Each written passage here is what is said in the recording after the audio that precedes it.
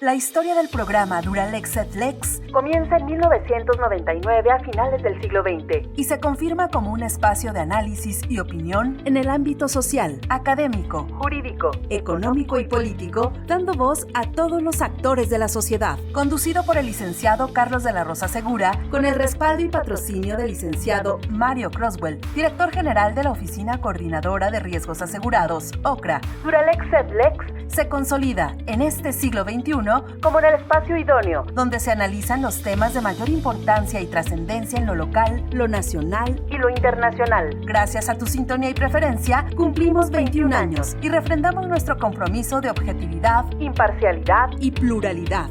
Comenzamos. Duralex et Lex.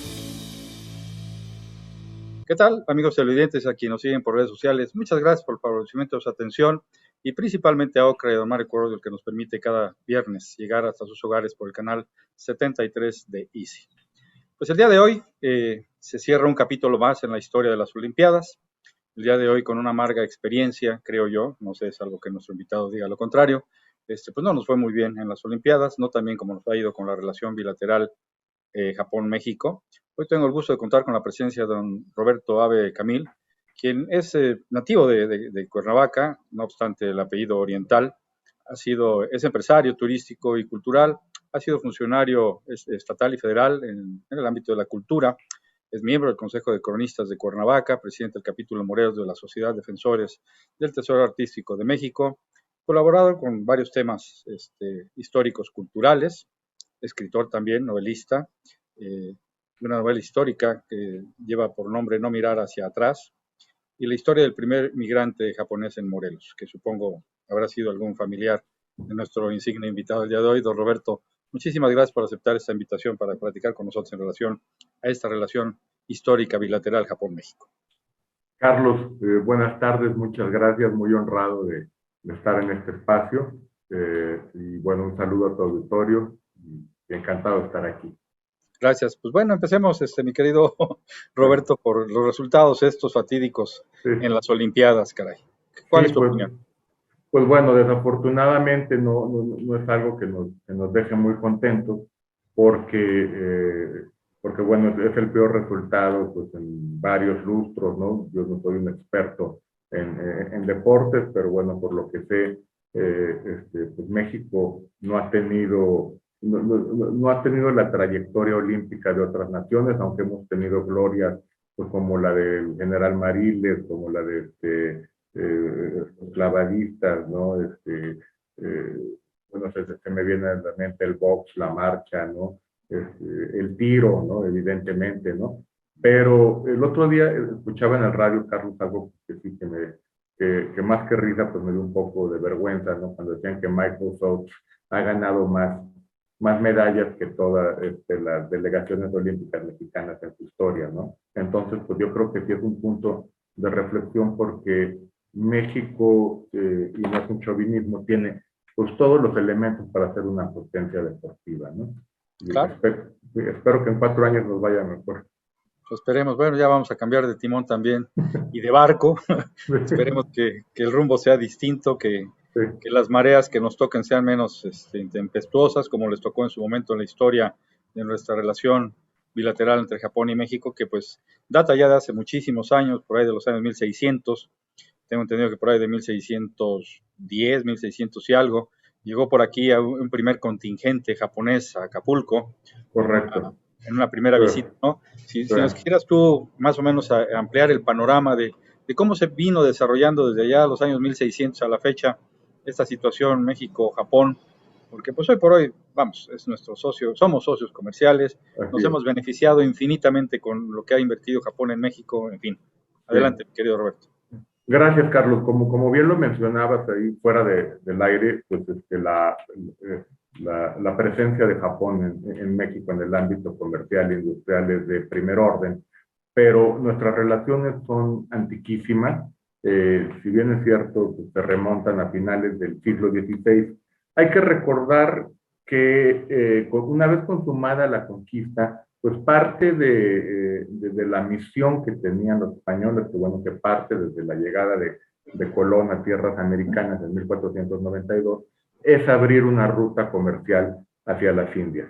Era imposible hacerlo por tierra porque, como ustedes recordarán, pues los turcos tenían ese cerco por tierra que impedía pues a los europeos acceder por la vía terrestre de Europa hacia Asia. Entonces ahí, como nos enseñaron en la escuela, ¿no? Pues se buscan otras rutas. Claro. Llega Cortés a tierras americanas, a las Antillas, y precisamente en las semanas posteriores a su primer desembarco, Colón, Colón, en las semanas posteriores a su primer desembarco, hace contacto con la isla de Cuba. Y él, cuando desembarca en Cuba, en un primer instante piensa que había desembarcado en Zipango, que Zipango era el nombre que daban los europeos a Japón en ese entonces. Poco después, pues bueno, ya salen del error y se dan cuenta que es un continente nuevo. Como que iba al revés, ¿no? Que estaba al revés, ¿no? Que eran tierras. Que voltearon el mapa. Que voltearon el mapa, Carlos, exactamente. Entonces, pues bueno, viene este periplo de la conquista de México, que el próximo viernes estamos conmemorando los 500 años de la caída de Tenochtitlán. Y una vez establecido en 1535 el virreinato de la Nueva España, pues una de las primeras tareas fue consolidar una ruta comercial hacia Oriente. Particularmente se establece la nao o el galeón de Manila o de China, que hay algunos expertos como el doctor Pablo Marentes, nuestro actual cónsul general en Austin, que dice que no debemos llamarlo ni nao de China ni galeón de Manila, que el nombre correcto es la nao de Acapulco, porque salía de Acapulco y por las corrientes pues regresaba a Tepic por ahí, ¿no? Entonces, pero se establece este contacto con Filipinas y comienza un comercio muy importante, probablemente la ruta comercial más importante del mundo por 300 años, imagínense. Manila, México, Veracruz, Cuba, Madrid, ¿no? Y en este periplo llega un joven novohispano ya criollo, ¿no? De una familia muy reconocida, de una familia preponderante ya en la Nueva España, y es San Felipe de Jesús. Y él llega a establecerse en el comercio alrededor de 1500, principios de los 1590. San Felipe de Jesús siente el llamado de la fe católica, su vocación, y decide ordenarse franciscano. En ese entonces no había obispo en las Filipinas, entonces tiene que regresar a la Nueva España, a la Ciudad de México, para ser ordenado. La ordenanza. Sí, entonces cuando viene de regreso, pues las corrientes desvían el galeón, la nao, y los arrojan a las costas de una tormenta, a las costas de Japón. Y ahí San Felipe y sus compañeros empiezan una labor de evangelización que comienza con éxito, pero los japoneses muy recelosos, hay que recordar que fueron una ciudad herméticamente cerrada hasta mediados de 1860, ahorita vamos a platicar de eso. Entonces, San Felipe, pues bueno, llega a Japón, inicia la evangelización, el emperador de Japón, que era el emperador Taiko-sama, los manda a prender, los martiriza y dice, pues como son cristianos, crucifíquenlos, y los crucifican. Eso fue en 5 de febrero de 1597. Ahí se da el primer contacto propiamente entre México y Japón. Y el desencuentro, ¿no? El desencuentro, claro, ¿no? Y Carlos, pues tú seguramente, y pues también, bueno, todos que nos ven, nos escuchan, pues tendrán muy presentes los magníficos frescos de la nave central de la Catedral de Cuernavaca, que precisamente describen o plasman toda la aventura y el martirio y el sacrificio de San Felipe de Jesús. Pues así las cosas transcurren alrededor de, pues no muchos años, cuando alrededor de 1613, tú lo mencionaste, Carlos, llega a la Nueva España la embajada Hasekura, que venía al frente precisamente el samurái Hasekura.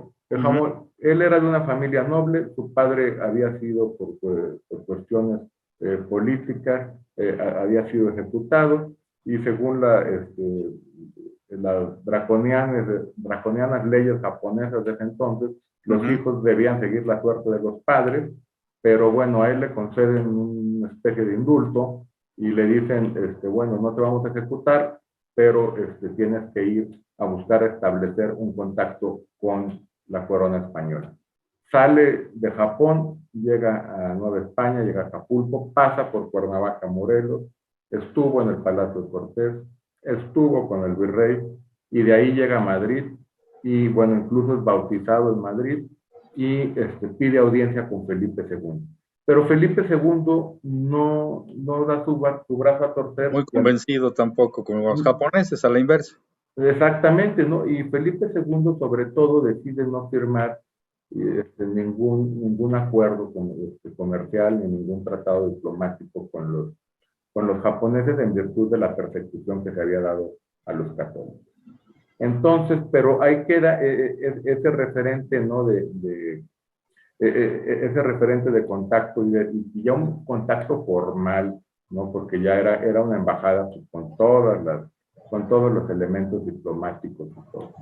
Y así siguen las cosas. Bueno, el galeón, la nao de China, va y viene hasta 1815, cuando por causa de la guerra de independencia se suspende ya en definitivo.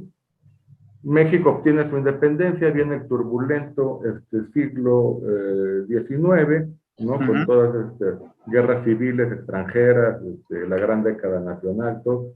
Y para 1860 llega un marino de guerra norteamericano a Japón, Matthew Perry, que él precisamente había combatido en la guerra México-Estados Unidos. Él, por parte de la Marina de Guerra de la Armada Americana, tomó lo que hoy es Villahermosa, Tabasco, ¿no? Que en ese entonces era San Juan Bautista.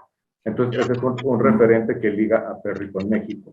Y para esa época llega al trono el emperador Meiji. El emperador Meiji es un hombre que introduce un montón de reformas y convierte a Japón de ser un estado medieval al estado moderno que llegó a ser en pocas décadas. Un símil muy cercano al porfiriato, ¿no? Así como Porfirio Díaz en 30 años consolidó a México, si no en el aspecto social, pero sí en el aspecto industrial, agrícola, comercial, etcétera. Entonces, pues bueno, Japón se abre al mundo y por esa época, pues tanto el porfiriato como Japón se ven mutuamente con mucha simpatía y celebran un primer tratado que fue un tratado de amistad, navegación y comercio, ¿no? Que fue celebrado en 1888 entre el gobierno imperial de Meiji y don Porfirio Díaz. Esto detonó uno de las cláusulas de este tratado, Carlos, tú como buen abogado lo comprenderás, era fomentar la llegada de colonos japoneses a tierras mexicanas. Entonces, pero muchos de ellos lo que hacían, no hay nada nuevo bajo el sol, querían venir a México para de ahí brincar a Estados Unidos. Japón se estaba consolidando al exterior como una potencia de primer orden, pero el costo interno era altísimo. Había una crisis terrible, las familias ya no tenían los privilegios medievales que llegaron a tener hasta 1870 más o menos. Entonces, familias grandes, pues fue el caso de mi familia, ¿no? Entonces tuvieron que expulsar hijos. Migrar y salir a buscar oportunidades, como a buscar la oportunidad a todo el mundo, ¿no? Lo que sigue pasando hoy en muchas latitudes. Entonces, a raíz de este tratado de paz, de comercio, de amistad y de navegación de 1888, en 1897 se establece la primera colonia formalmente japonesa en México, que es la colonia de Nomoto, en Chiapas. Esta colonia, en Chiapas, en la zona del Soconusco, quieren sembrar café, Carlos. Entonces, al principio no tienen éxito porque no tenían experiencia sembrando y cosechando café, pero con la característica tenacidad de los japoneses logran hacerlo, ¿no? Logran hacerlo y sale adelante. Siguen llegando más japoneses a México, estalla la revolución, entonces tenemos muchos casos, bueno, Perdón que me refiera a mi caso familiar, pero por ejemplo, mi bisabuelo, Kaiichi Abe Matsumura, fue el primer emigrante japonés documentado en Morelos, se convirtió en proveedor de zapata, fue un testigo de primer orden de todo lo que sucedió en Morelos, ¿no? A partir de entonces, pero también sabemos que hubo japoneses en las fuerzas de Villa. Otro elemento muy importante que no estaba yo mencionando es la preponderante participación de Japón en las fiestas del centenario. La delegación japonesa fue muy fastuosa. En la exposición que se hizo hubo piezas de arte japonesas soberbias y una página pues, de dignidad y de honor que une a Japón y a México se da en la Decena Trágica en febrero de 1913, cuando es derrocado el presidente Madero y asesinado junto con el vicepresidente. Ahí surge la figura de Kumaichi Origuchi. Kumaichi Origuchi era el embajador de Japón. Él protege a la familia Madero, hace junto con Manuel Márquez Sterling, el embajador de Cuba, gestiones para salvar la vida de Madero y Pino Suárez. No tiene suerte. Le da refugio a la familia Madero en la y es auxiliado. En ese momento hubo un amago de que huertistas o simpatizantes de los huertistas iban a tomar por asalto la embajada. Entonces el embajador Origuchi mandó llamar a los ciudadanos japoneses en la Ciudad de México, los armó, ¿no? y fungieron como una guardia armada de la familia Madero en la embajada. A él lo asistió el secretario de la legación, un hombre también que lo vamos a mencionar ahorita, Kintaray, ¿no? que fue pues, un destacadísimo diplomático japonés que se queda en México. Después de la Decena Trágica, evidentemente el embajador Origuchi recomienda a la Cancillería Imperial pues, romper relaciones con México y retiran la embajada, la cual se restablece pues, una vez que cae el gobierno de Huerta. Otros personajes ligados con Japón y México fueron Félix Díaz, uno de los golpistas que fue designado embajador en Japón, aunque nunca llegó a tomar posesión, y Gustavo Adolfo Madero, el asesinado hermano del presidente, que él había sido designado embajador en Japón, pero no puede partir porque precisamente estalla la Decena Trágica y lo alcanza la muerte. Entonces, bueno, pues termina la revolución, Kintaray regresa a México y como agregado cultural, ¿no? Y se vuelve catedrático de la UNAM, incluso aprende a hablar náhuatl a la perfección. Fue un hombre que, era muy querido en la UNAM hasta que lo suspenden en 1942 cuando México declara el estado de guerra a Japón. Y a las potencias del eje, pero entonces lo separan de ser catedrático, pero cuando se restablecen pero él se queda en México y aquí muere y pues, bueno, fue uno de los grandes referentes de la comunidad japonesa en México, la cual prosperan principalmente como agricultores, como comerciantes, pero llega ese penosísimo incidente, ¿no? Esa hoja negra en nuestra historia y particularmente en la de Morelos, cuando pues estalla la guerra, pues se da en 1942, pues el gobierno crea esta comisión para administrar los bienes del enemigo, ¿no? Entonces, en la cual pues, son incautados, ¿no? Y requisados, ¿no? Todos los bienes de los japoneses, alemanes, italianos, y eso dio pie a una clase pues, de excesos y de robos y despojos que pues, van más allá de las facultades legales que tenía esta comisión. La historia de mi bisabuelo yo la narro muy bien, todo lo que le ocurre aquí en Morelos, y en Temisco, pues bueno, está pues la vergonzosa página de que fue el campo de concentración de los japoneses en México. Las relaciones diplomáticas, Carlos, se restablecen en 1952, cuando el gobierno de México es uno de los más entusiastas, ¿no? En la propuesta de incluir la reincorporación de Japón a la comunidad internacional después de la guerra. Alguien que jugó un papel preponderante en el restablecimiento, pues, de las embajadas fue Octavio Paz, que en su periplo como diplomático, te recuerdas que estaba en la India, ¿te acuerdas? Y que pues, embajador a Japón. Lo mandan Roberto, a Japón. Nos quedan 7 minutitos y nos venimos ya un poquito más acá de la historia por ahí de los años 2000 y adelante, para con 5 minutitos podamos concluir con la historia también de tu antecesor, un primer ministro japonés que vino por acá en el 2014, ¿no? Sí, pues bueno, prácticamente, pues mira, ya estábamos por concluir, se restablecen las relaciones diplomáticas, surge lo que tú mencionaste tan atinadamente, Carlos, ¿no? Que fue la llegada de empresas japonesas a México, la relación comercial se robustece de manera excepcional. El ejemplo por excelencia lo tenemos aquí en Morelos con Nissan, ¿no? Y así consecutivo. Pero también, pues bueno, los japoneses destacan mucho, pues, en la jardinería, en la horticultura y en el aspecto cultural, pues bueno, Bárbara Houghton construye su palacete japonés en Sumilla.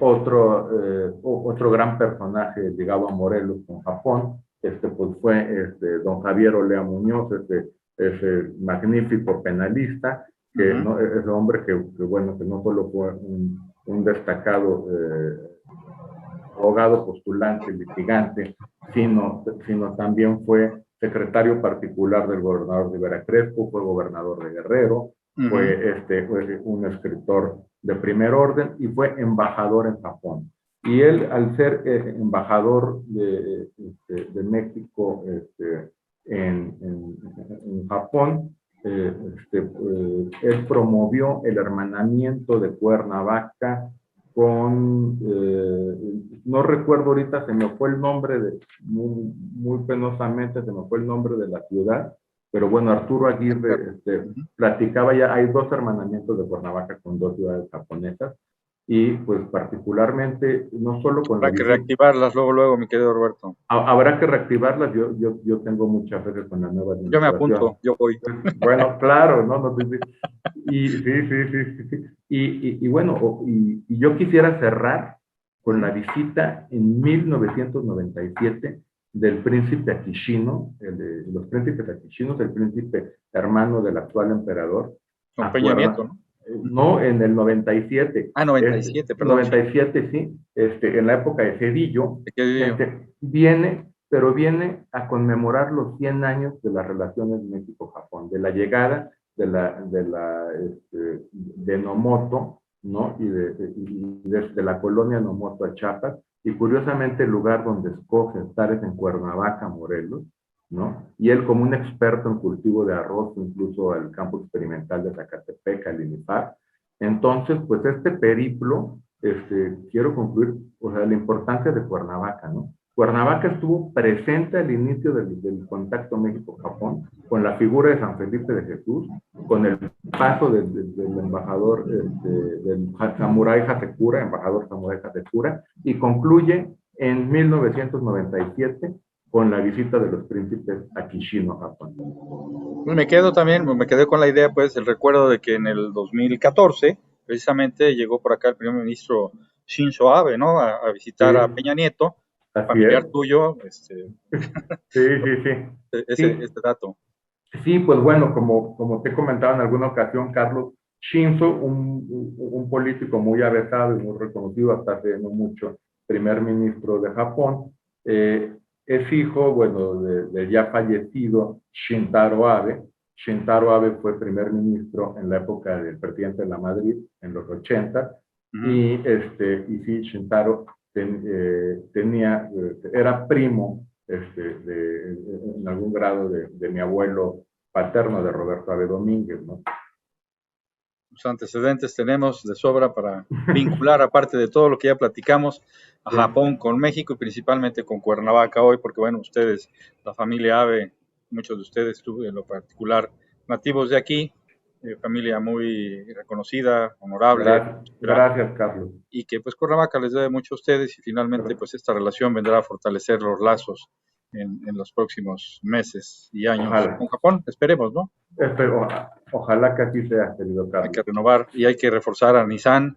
Sí. Bueno, Nissan, Honda, Toyota, Mazda, o sea, ya es un mundo lo que han hecho ellos en la materia automotriz y pues en los aparatitos que ahorita estamos, ¿no? Muchos de ellos vienen de China, vienen de Japón, ¿no?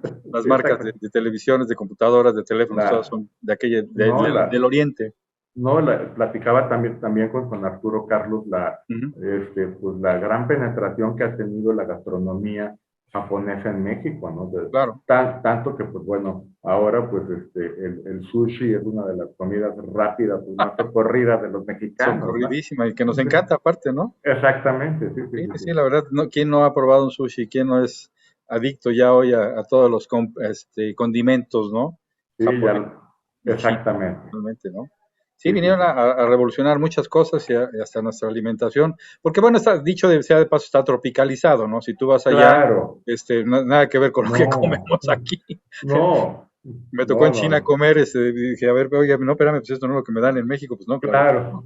El sabor, las esencias, todos. No, es que imagínate, pues yo creo que los japoneses se han de horrorizar cuando ven que un sushi con chile chipotle o que pedimos toreados con ándale, no, pues yo creo que se comen un chile, aunque el wasabi es muy fuerte, pero con un chile toreado los matas, ¿no? Sí, no, olvídate. Pero bueno, finalmente tropicalizado, hemos hecho de su cocina algo muy mexicano ya también. Pues mi querido Roberto, un mensaje final para nuestro público, nos despedimos. Gracias de veras de nuevo por haber aceptado esta invitación, muy amena y cultural plática. Gracias, Carlos, un placer saludarte como siempre y te agradezco mucho el espacio y el tiempo. Al contrario a ti, saludo a la familia, gracias, don Roberto. Gracias. Un abrazo. Igualmente, que sigamos bien en la pandemia. Ustedes, gentil público, muchísimas gracias por el favorecimiento y su atención. Gracias a Easy, antes Cable Más, que nos permite transmitir los viernes a través del canal 73. Y a quienes nos ven en redes sociales, muchísimas gracias, YouTube, Facebook y todas aquellas redes sociales donde podamos estar dejando nuestra liga para que puedan darle seguimiento a su programa Duralex FX. Hasta el próximo La Serie. Tengan una excelente tarde en redes sociales, un excelente fin de semana. Aquí nos verán el viernes por el 73 de Easy. Hasta el próximo La Serie. Gracias. Gracias por acompañarnos en otra emisión de su programa Duralex FX. Hasta la próxima.